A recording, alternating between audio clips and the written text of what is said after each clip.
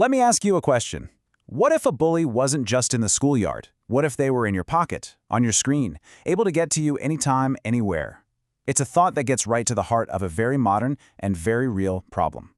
And look, this isn't just some hypothetical. The numbers are staggering. A 2022 survey found that 46%, that's nearly half of all children in Kenya, have experienced some kind of online harassment. This is a massive, urgent issue happening right now. So today, we're going to deconstruct a blueprint that's designed to fight back. We're diving deep inside the Think Before You Click campaign, which is a really comprehensive proposal put together by university students to tackle this threat head-on. Okay, so first things first, let's make sure we're all on the same page. What exactly is cyberbullying? Well, this campaign defines it as using electronic communication to bully someone, usually by sending messages that are intimidating or threatening. It's a pretty simple definition for what is, as we know, a deeply complex problem. Now here's why this is so different from what we might think of as traditional bullying. You know, schoolyard bullying was usually limited to a time and a place, but cyberbullying? It's relentless. It can happen 24/7. The audience isn't just a few people, it can be the entire world. And maybe the worst part of all, the content can be permanent. There's often no escape. So, with the problem laid out so clearly, let's pivot to the proposed solution, the Think Before You Click plan. This is a strategy for a safer internet, and it's designed by the very people who understand this world the best. And that's really the secret sauce here. Its power comes from its authenticity. This isn't some top-down lecture from adults. It's a campaign built by young people for young people, and it's designed to live on the platforms they're actually using every day. You know, TikTok, Instagram, WhatsApp. That authenticity is its superpower. And they are not thinking small here. The proposal sets this really ambitious goal of reaching 50,000 unique users in just the first 3 months. That alone shows you the scale and seriousness of this whole plan. So how are they going to do it? Well, the entire strategy is built on a really clear and memorable framework. Let's take a look at their 3-pillar approach, which is all about getting maximum impact. Here they are. It's pretty simple. Awareness, which they call Know It, prevention, which is Prevent It, and response, called Stop It. It's just a simple, logical flow that takes this huge, complex problem and breaks it down into actionable steps. Know it, prevent it, stop it. All right, let's dig into that first pillar, Know It. This is all about education. The goal is to make sure everyone can actually identify cyberbullying when they see it, from harassment to doxing and everything in between, and to really understand its psychological toll. And crucially, they plan to share anonymous stories from young people in Kenya to make the whole issue feel real and local. Next up is Prevent It. This is the proactive part.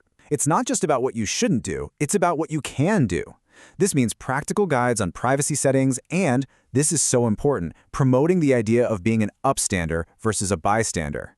It's all about empowering young people to actively support each other and to intervene safely. And the final pillar, Stop It, gives you a concrete toolkit for when something actually happens. This is so much more than just go tell an adult. It gives you step-by-step guides for reporting abuse on each platform, contact info for Kenya-specific helplines like Childline, and vital information on your legal rights. So we have the strategy, but what does this campaign actually look and feel like? Let's get into the modern digital toolkit they've designed to meet young people right where they are. And the thinking here is just brilliant. They're not just blasting one single message everywhere. They've carefully segmented their audience. For secondary students, it's short, punchy videos on TikTok and Instagram. For university students, it's deeper content like podcasts on YouTube. And for parents and teachers, it's articles and webinars on Facebook. It's just really smart, targeted communication. And the content itself is designed to be really powerful. Take this line from a sampled TikTok script. If she's not laughing, it's not a joke. I'm reporting it, you should too. It's simple, it's direct, and it just perfectly captures that shift from being a passive bystander to an active upstander. It makes the whole concept feel real.